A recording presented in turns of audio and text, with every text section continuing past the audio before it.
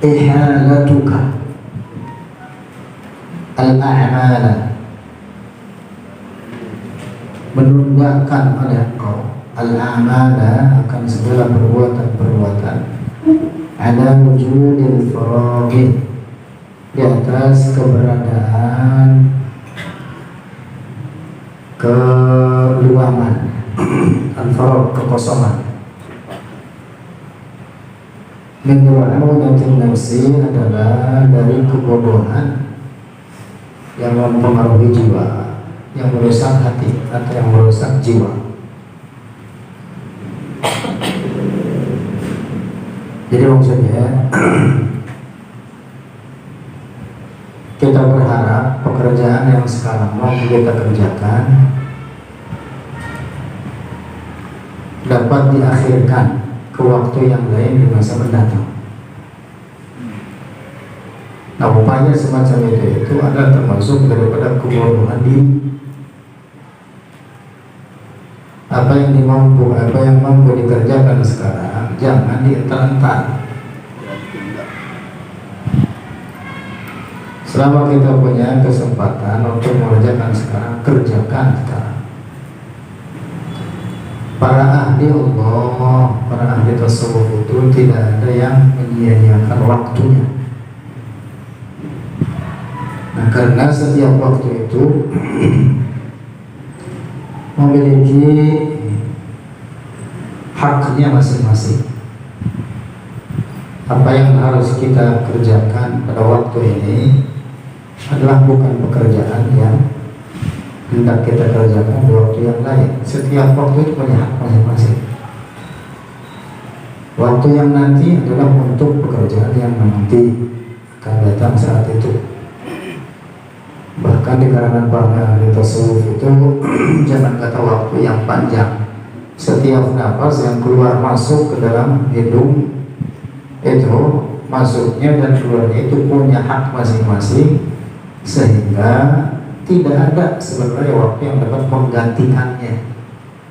Karena setiap hembusan nafas itu punya haknya masing-masing.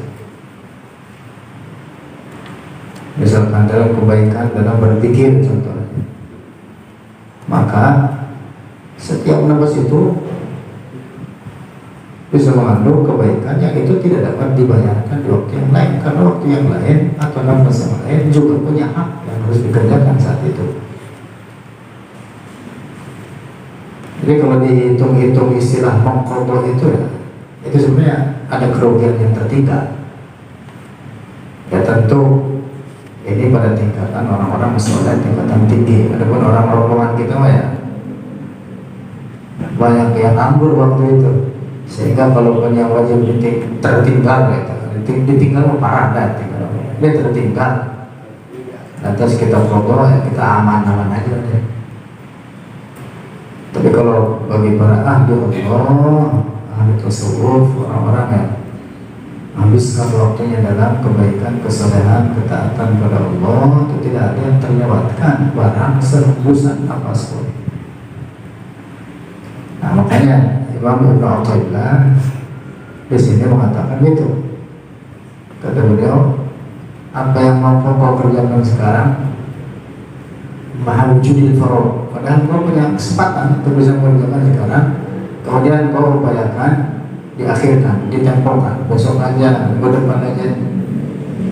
Nah, demikian itu apa? Min mura'unatin nafas, termasuk daripada kebodohan diri, kebodohan jiwa. Artinya bahwa waktu itu jangan disia-siakan, jangan dientar-entar. Yang mampu dikerjakan sekarang, kerjakan. Maksudnya daripada ketaatan, kesalehan. Kadang-kadang begini kita ini kadang-kadang ini sebagian orang mau umroh misalkan, orang mau umroh dari rumahnya dia berniat apa? Antara saya kalau ada sampai di Masjidil Haram saya mau bikin ibadah, semua waktu saya pokoknya saya habisin. Nah di rumah dia apa? Tidak melatih diri untuk itu. Di rumah kerjanya apa? Ya gak pernah ke masjid, Kira-kira orang kayak gini begitu sampai ke Mekah, Masjidil Haram, ke masjid kagak dia? Ya ke masjid paling berapa kali? Walaupun dia kata niatnya apa? Oh gimana? Pokoknya mau saya tinggal di masjid aja udah. Kalau makanan, selama apa? Nah, kan dididik dari awalnya. Jadi jangan berangan-angan sampai ke Mekah dulu. Sekarang aja kerjain di sini. Datang ke masjid berjamaah, cakep ya. Syukur-syukur kalau sampai ke sana. Ya kalau kan kesampaian, ini yang ada waktu sekarang ini jangan di sia-siakan, jangan ditentang. Terus menunda amal perbuatan kebaikan karena menantikan kesempatan yang lebih baik, suatu tanda kebodohan yang mempengaruhi jiwa. Kebodohan itu disebabkan oleh satu, karena ia mengutamakan duniawi, padahal ahli Allah berfirman, bal tu'thiruna al-hayata ad-dunya wal akhiratu khairu abqa. Tetapi kamu mengutamakan kehidupan dunia, padahal akhirat itu lebih baik dan kekal selamanya. Tuh, jadi menyangkut ibadah jangan ditantang. Jangan ditantang. Cari waktu yang luang, cari waktu yang kosong misalkan. Kayak ngaji lah misalkan. Disuruh ngaji, kalau disuruh ngaji, waduh, dikata apa jawabannya? Ayo ngaji, dikata apa? Waduh, kagak sempat. Dikata gitu, kagak sempat. Lalu sibuknya ngapain ya? Dia itu urusan dunia. Dikata kagak sempat karena sibuk urusin dunia. Jadi sebenarnya ngaji itu bukan nyari kesempatan. Harusnya ngaji itu disempetin gitu ya. Kalau nyari kesempatan nyari sisa-sisa. Kalau sisa 5 menit, nah itu kebagian. Sisa waktu luangnya cuma setengah jam, ya kalau kebagian. Nah jadi semacam ngaji atau amal soleh lainnya, ketaatan lainnya. Jadi jangan dihentar-hentar, jangan nyari kesempatan, tapi bikinlah kesempatan gitu. Iya kan umumnya kita begitu. Kalau kata ngaji, bro gak sempat gitu. Jawabannya enak aja, gak sempat. Kamu ngapain aja? Kita bilang gak sempat, ngapain aja? Nah ini berarti kan habis urusan dunia, dipakai untuk urusan dunia. Nah inilah disinggung oleh Allah, bal tu'thiruna al-hayata ad-dunya wal akhiratu khairu wa abqa. Padahal kehidupan akhirat itu lebih baik dan lebih kekal. Adapun kehidupan dunia habis, bentar juga habis. 2. Penundaan amal itu kepada masa yang ia sendiri tidak mengetahui apakah ia akan mendapatkan kesempatan itu atau kemungkinan ia dilanda oleh ajal atau mati yang telah menantikan masanya. Nah, jadi kalau kita menunda-nunda sesuatu ke masa mendatang, itu padahal kita belum tahu ada kesempatan lagi atau tidak. Nah, beda. Jadi jangan dikata kan beberapa jam ke depan doang. Walaupun sama menunda-nunda itu terhadap sesuatu yang akan terjadi masa mendatang, tidak ada siapapun yang tahu. Belum tentu kalau kita nyampe.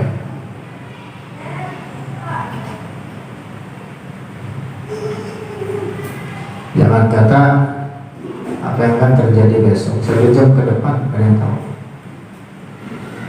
Beberapa menit ke depan, gak ada yang tahu apa yang terjadi, gak ada yang tahu. Kita mati di mana, gak ada yang tahu. Walaupun orang Karang Tengah dikata, itu matinya bisa di mana? di Mekah, apa di Palestina, apa di Syria perang, apa di mana nggak tahu. Wa tadri nafsun bi ayyi ardin tamut. Tidak ada satu jiwa pun yang mengetahui di mana dia akan mati. Wa tadri nafsun madza taksibu ghadan, wa tadri nafsun bi ayyi ardin tamut. Tidak ada satu jiwa pun yang mengetahui madza taksibu ghadan, apa yang akan dia kerjakan esok hari. Nah, gitu. Jadi ketaatan jangan ditunda-tunda, pergunakan, karena setiap waktu itu punya haknya masing-masing untuk kita perbuat kesalahan ketaatan di dalamnya. 3. Kemungkinan azam, niat dan hasrah itu menjadi lemah dan berbuah. Kemungkinan azam atau niat dan hasrah itu menjadi lemah dan berubah, bukan berbuah, berubah.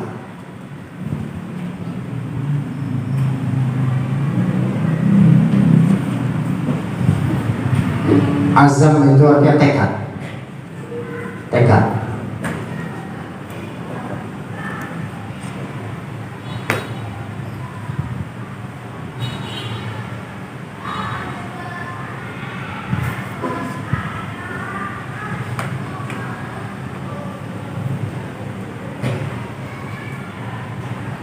Kata pujangga, la tu'ajjil ila al-ghadi ma yumkinuka an ta'malahu al-yawma.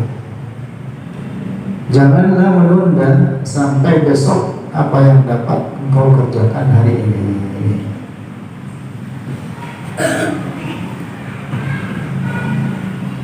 Iya, niatkan gitu dalam hati itu, tekad, jangan sampai menunda-nunda apa yang kita mampu untuk dikerjakan saat ini.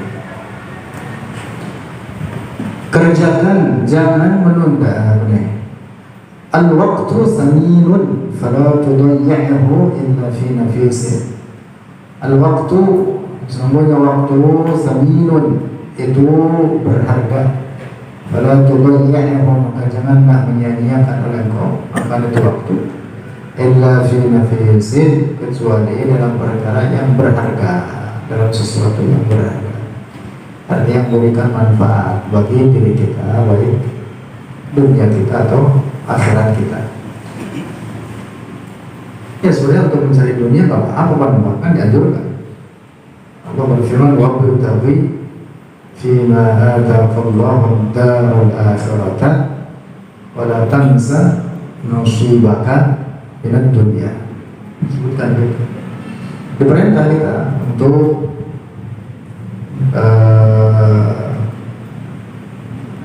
menghimpun dunia menjadi bekal untuk akhirat kita, atau ngumpulin dunia untuk bekal untuk akhirat. Yang tak boleh itu ngumpulin. Sebenarnya nggak ngumpulin, ngumpulin lebih berbanyak.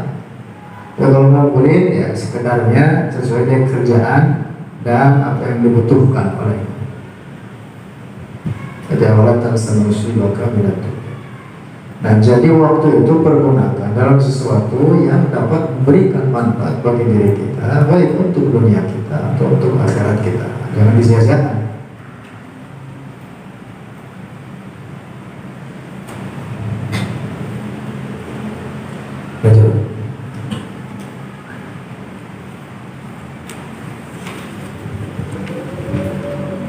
Jadi waktu yang harus digunakan untuk melakukan kewajiban itu jangan digunakan untuk melakukan perbuatan sunnah. Nah, ini kesimpulan yang juga wajib kita pahami dengan benar dan dengan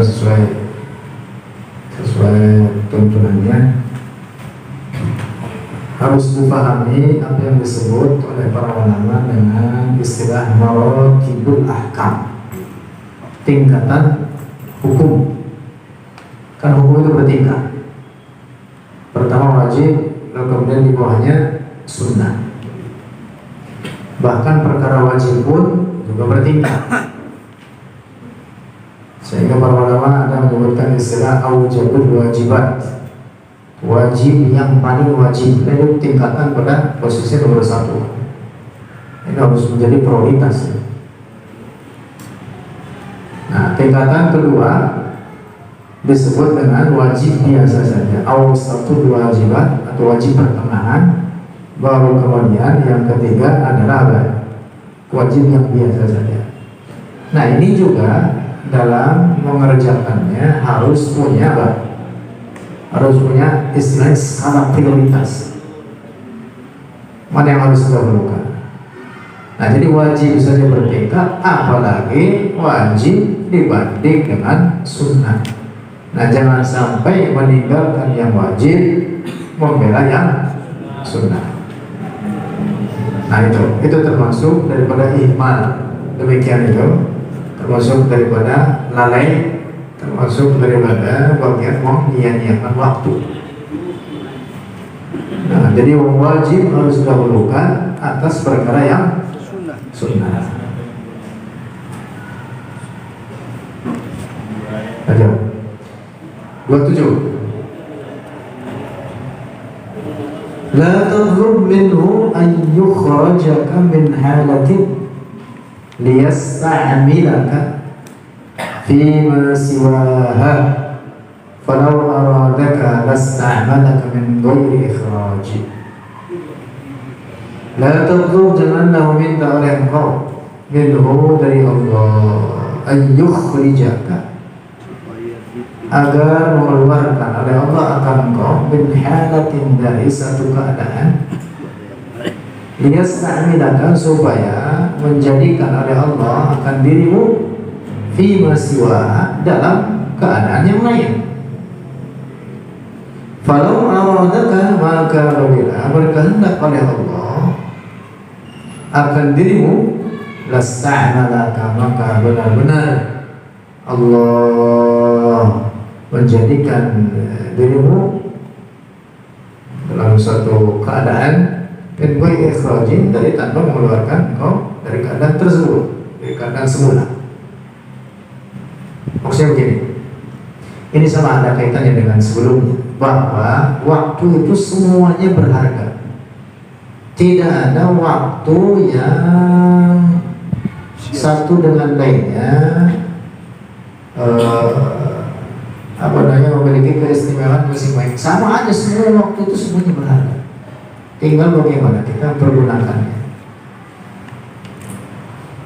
Semua waktu itu berharga untuk kita pergunakan dalam ketaatan kepada Allah. Tentu ada waktu-waktu yang diistimewakan oleh Allah. Benar itu.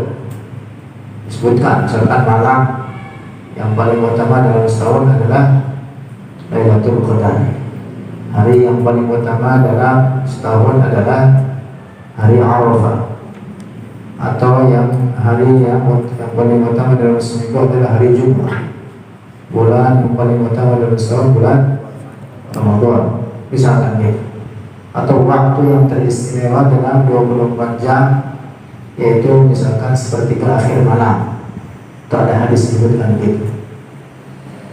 Nah, betul bahwa waktu memang ada yang beberapa diistimewakan oleh Allah. Tetapi pada dasarnya terkait dalam menggunakan waktu, maka hakikat semua waktu itu sama saja.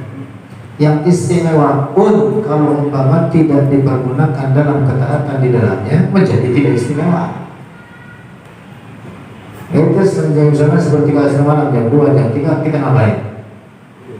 Tidur ya. Ya waktunya benar istimewa. Tapi kalau kita tidak gunakan, berarti apa? Ya sama aja. Itu istimewa atau istimewa untuk orang yang tidak pergunakan sama aja. Nah, jadi waktu itu dari segi bahwa itu dipergunakan untuk ketaatan, maka semua waktu itu sama saja. Nah, karena itu waktu-waktu tersebut jangan disia-siakan. Nah, di sini pada nomor 27 ini Al-Imam Ibnu Athaillah sekali mengatakan, jangan memohon kepada Allah supaya kita diberikan keadaan yang dalam keadaan tersebut kita bisa berbuat taat kepada Allah, yang dalam keadaan tersebut kita berharap kita lebih baik dalam ketaatan, maksudnya dalam ketaatan. Artinya bahwa saat ini sekarang juga pergunakanlah waktumu itu dalam ketaatan kepada Allah. Jangan minta antar ya Allah mungkin nanti saya lebih baik, berikanlah kesempatan itu. Kalau sekarang mampu untuk mengerjakan ketaatan tersebut, maka jangan minta kepada Allah untuk digantikan kepada keadaan yang lain. Begitu. Karena hakikatnya bagi Allah, seandainya Allah berkehendak saat ini menjadikan seorang jadi lebih baik. Artinya bahwa di sini juga manusia punya ikhtiar. Di sini manusia punya ikhtiar. Jadi karena menyangkut akidah dan tasawuf itu tidak ada paham, dan para ahli tasawuf sejati itu tidak ada yang bersikap fatalisme. Fatalisme itu berserah kepada Allah dalam pengertian manusia itu tidak punya ikhtiar, sehingga manusia ini menurut paham fatalisme itu seperti kapas ditiup angin. Manusia tidak punya ikhtiar, tidak punya usaha. Nah itu pemahaman rusak gitu. Dalam tasawuf tidak ada. Para ulama ahli tasawuf itu justru apa? Menekankan adanya ikhtiar. Makanya ini dalam kalimat ini nomor 27 ini Imam Ibnu Athaillah memberikan pemahaman bahwa hendaklah kita apa? Bekerja semampu kita saat ini juga. Jangan minta-minta. Dapat tidak ada. Itu artinya bahwa manusia punya apa? Punya ikhtiar. Penting ini karena ada sebagian orang yang menuduh bahwa dalam tasawuf itu kita diajarin apa? Berfaham fatalisme. Fatalisme itu jabriyah. Paham apa? Jabriyah. Jabriyah itu paham sesat, mengatakan bahwa manusia itu bukan punya ikhtiar. Manusia itu seperti kapas tiup angin, tidak punya kehendak manusia itu. Jadi manusia itu seperti apa? Benda mati yang digerakkan, didiamkan oleh Allah, sehingga manusia itu sama sekali tidak punya usaha, tidak punya ikhtiar. Nah itu paham sesat. Adapun paham yang benar, aqidah Ahlus Sunnah wal Jamaah dan keyakinan para ahli tasawuf bahwa manusia itu punya ikhtiar. Hanya saja memang ikhtiar manusia di bawah kehendak Allah. Itu yang disebutkan dalam Al-Quran, wa ma tasyauna illa an yasha'allahu rabbul alamin. Lanjut. Jangan engkau, ini penjelasannya, jangan Anda meminta kepada Allah supaya dipindah dari suatu hal, dari satu keadaan kepada yang lain. Sebab sekiranya Allah menghendakinya, tentulah memindahmu dari keadaanmu sekarang ini tanpa merubah keadaanmu yang lama.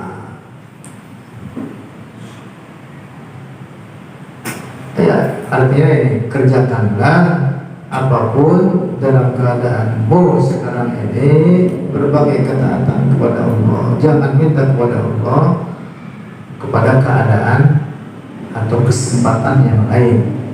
Mulai dari apa yang ada sekarang.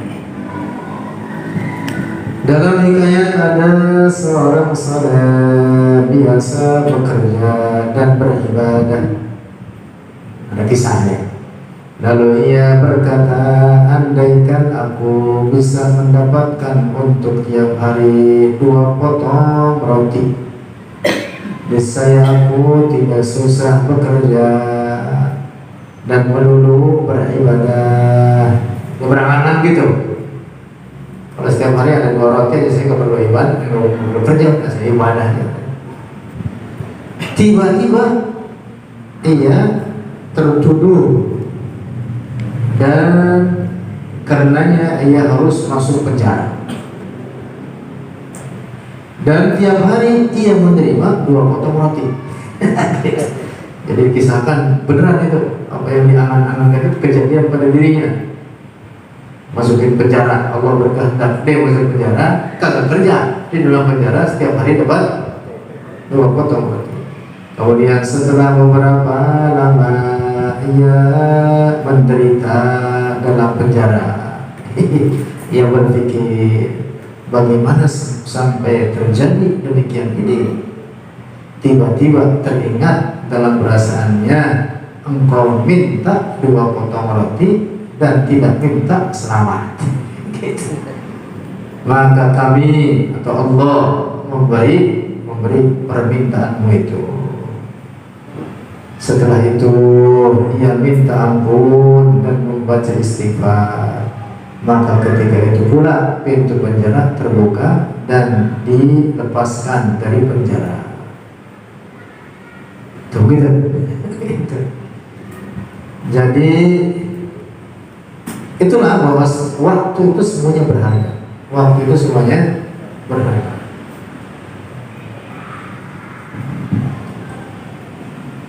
Jangan disangka bahwa apa yang diperbuat misalkan dalam bekerja atau berusaha itu kemudian menjadi sia-sia. Enggak. Bagi orang-orang soleh, orang-orang bertakwa, ketika bekerja dan apalagi yang kesusahan dalam bekerja, itu termasuk daripada keadaan di mana Allah memuliakan dia dengan dirontokkan dosa-dosanya dan ditinggikan derajatnya. Ada hadis Rasulullah itu.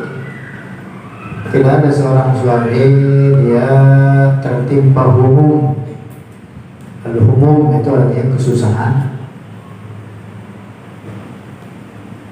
gelisah, nah gitu dah, gelisah dalam mencari nafkah bagi keluarganya, bagi anak-anaknya.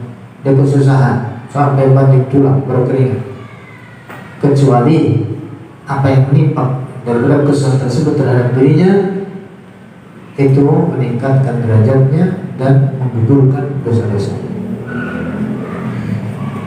Tuh, jadi jangan dianggap sia-sia. Nah, karena itu maka waktu itu pergunakan apa yang Allah jadikan diri kita sekarang ini dalam keadaan seperti ini, maka jangan disia-siakan. Semuanya apapun keadaan kita jadikan niat ibadah kepada Allah. Termasuk ketika umpama kita bekerja dalam keadaan mencari dunia, niatkan dengan ibadah kepada Allah. Amin. Ini yang maksud batabduk minhu ayyukhrijaka min halatin yasta'milaka fi maswa. Jangan berangan-angan seperti kalau saya punya duit kayak si Fulan, wah saya pengen mendiriin ini. Kalau saya punya duit seperti si Fulan, saya berangkat umroh dulu. Kalau saya punya duit seperti si Fulan, saya ngasih makan orang-orang fakir miskin, anak yatim sekian. Kalau usah mikir begitu, keadaan kita sekarang seperti apa? Jadikanlah keadaan kita untuk ketaatan kepada Allah. Karena setiap jalan itu, setiap keadaan itu bisa menjadi jalan untuk berbuat ketaatan. Jadi jalan ketaatan kepada Allah itu sangat banyak. Kau harus dapat banyak duit, enggak. Jadi setiap keadaan kita masing-masing itu bisa dapat menjadi jalan untuk berlaku taat kepada Allah. Dalam Al-Quran firman Allah dikullin ja'alna minkum syir'atan wa minhaja. Setiap orang itu ada jalannya. Setiap orang itu punya kesempatan dengan keadaannya masing-masing untuk berbuat taat kepada Allah dan untuk mencapai derajat yang tinggi. Nah, gitu. Karena itu sebagian para ulama itu semua mengatakan at-thariq ila Allah bi'adadi anfasil khalaiq. Jalan menuju Allah itu jumlahnya sangat banyak. Menuju Allah maksudnya untuk mencapai derajat yang tinggi kesalehan itu jumlahnya sangat banyak sejumlah nafas manusia. Artinya tidak terhitung. Nah, setiap keadaan kita yang profesinya macam-macam, ada yang jadi guru, ada yang jadi tukang, ada yang jadi ini, jadi setiap keadaan itu bisa membawa masing-masing kepada derajat yang tinggi sebenarnya. Jadi misalkan yang jadi tukang yang menangan, ya Allah, pindahkan saya dari keadaan ini, coba juga saya jadi direktur, maka saya akan berbuat kesalahan yang banyak. Kagak begitu. Dalam keadaan dia jadi tukang pun bisa beramal soleh yang sangat banyak.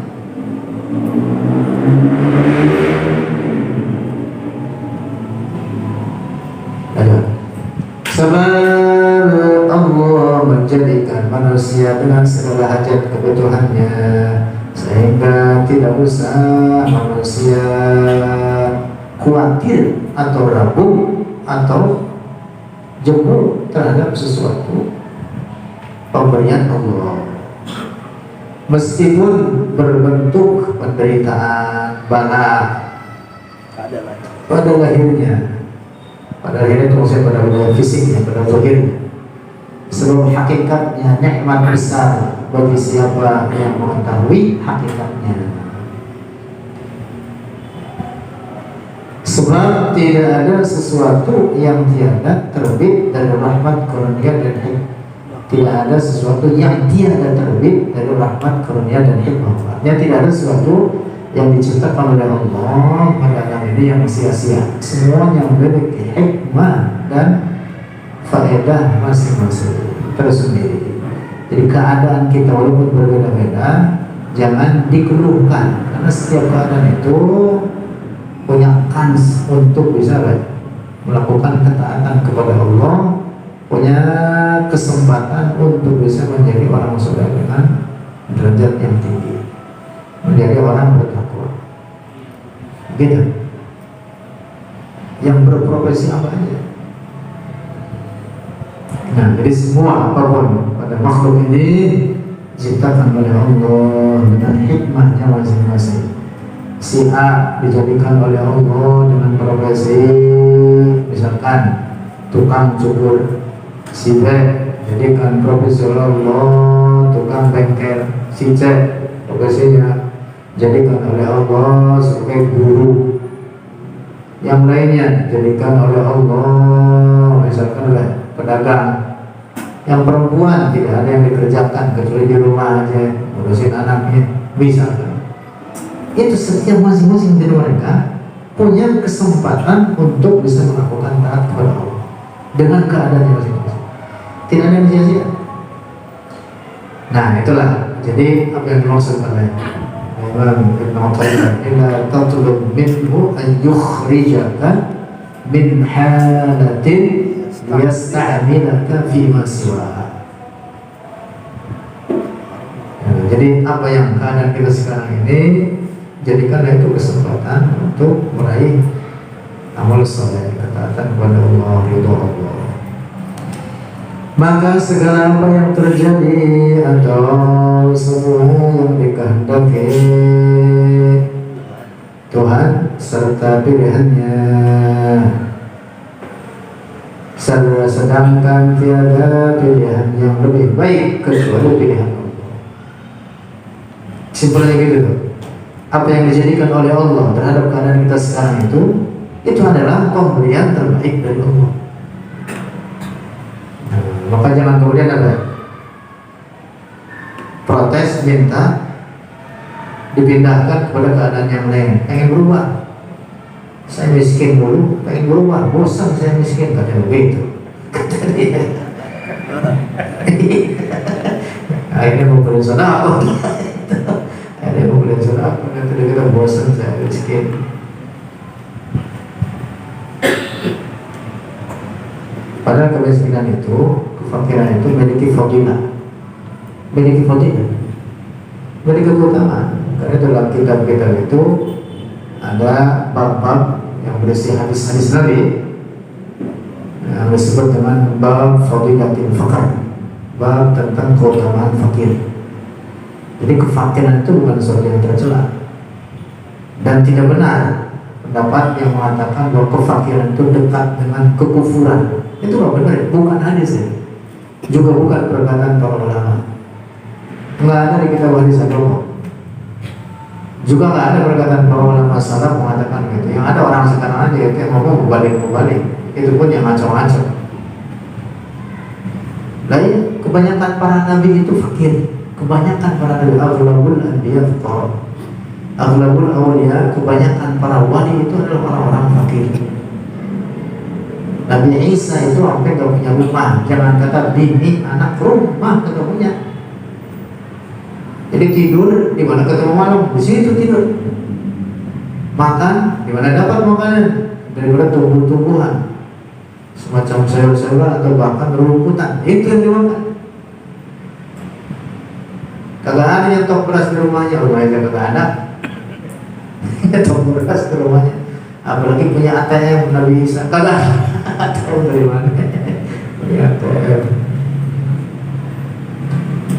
Nah, jadi al-faqr itu memiliki fadilah, memiliki keutamaan. Walaupun tentu juga orang yang kaya, tetapi yang soleh. Yang soleh tadi, yang kaya, yang soleh, dan dia tahu menempatkan hartanya dalam kesalehan, itu juga memiliki keutamaan tersendiri.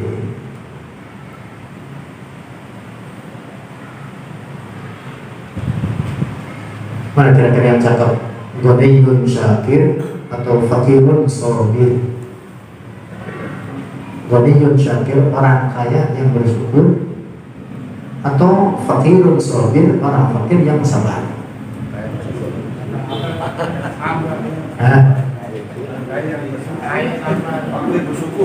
Fakir bersyukur. Kagak ada orang fakir. Atau yang kaya sabar. Lah itu nggak ada ceritanya. Kaya sabar bagaimana?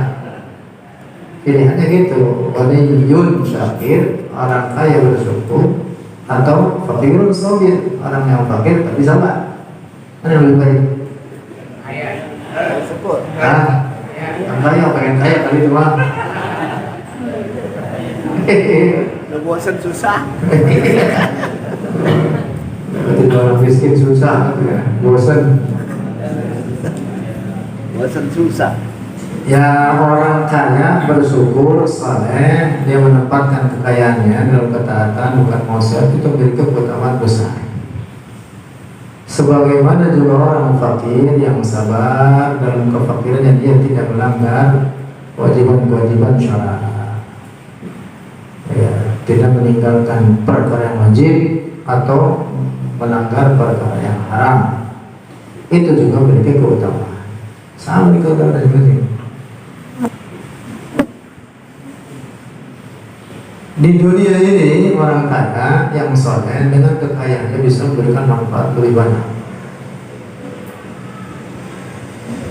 di dunia ini.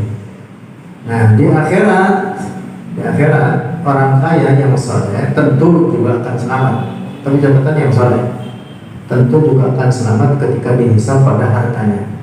Tetapi yang fakir tadi akan duluan masuk ke surga. Bisa nggak periksa? Nunggunya lama, bisa jauh itu. Oh, duluan tahun. Kalau fakir belum soleh ya? Ya fakir ini mah cerita dua-duanya orang soleh. Kalau fakir udah fakir kagak soleh, itu belangsak udah. Udah fakir kagak soleh, jadi belangsak. Ini orang kaya yang soleh, fakir juga soleh. Yang kaya dia bersyukur dengan hartanya, yang fakir dia sabar dengan kefakirannya. Nah, ini punya keutamaan masing-masing. Di dunia ini yang kaya itu tadi yang soleh, itu manfaatnya besar karena dengan hartanya dia akan berikan manfaat untuk orang banyak. Tentu orang semacam ini di akhirat nanti ketika dihisab kan selamat juga dia. Kan orang soleh ceritanya. Di akhirat selamat nggak ketika dihisab pada hartanya? Selamat. Nah, cuman yang masuk duluan ke surga yang fakir dan yang soleh yang mana? Yang fakir. Cepat, periksanya cepat.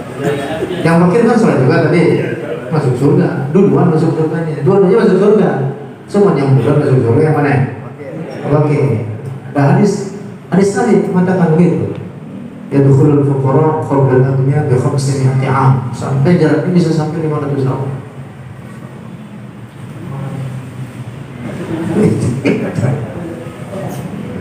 Yang kedua, karena yang kaya dihisab pada hartanya terlebih dahulu. Kalau yang fakir kagak ada harta yang dihisab, apa yang dihisab? Kagak ada. Nah, yang kaya itu dihisab pada hartanya dari dua segi. Min aina akhadahu wa fima anfaqahu. Dari mana dia dapatnya, lalu kemana dia nyalurkannya. Itu dua-duanya harus halal. Dapatnya bagaimana, nyalurinnya kemana. Dua-duanya harus halal. Kalau salah satunya tidak halal, haram, kagak selamat. Meraihnya dengan cara yang halal, tapi dia nyalurinnya ke tempat yang haram, kagak selamat. Atau meraihnya dengan jalan yang haram, boleh korupsi misalkan, lalu dia salurkannya kepada yang halal, kepada amal soleh misalkan, untuk bangun masjid, pondok pesantren. Menurut dia mau apa? Untuk membersihkan harta bendanya. Kagak bersih, kagak selamat. Kagak bersih. Itu mirip dengan orang yang pengen wudhu tapi dengan air kencing. Lain wudhunya mau contoh, tapi yang dipakainya barang najis. Ya kalau bakalan langsung wudhu juga. Nah, makanya dihisabnya berat orang kaya itu. Nah sekarang pengen masuk surga dulu, Pak? Apa? Belakangan? Kalau pengen duluan fakir.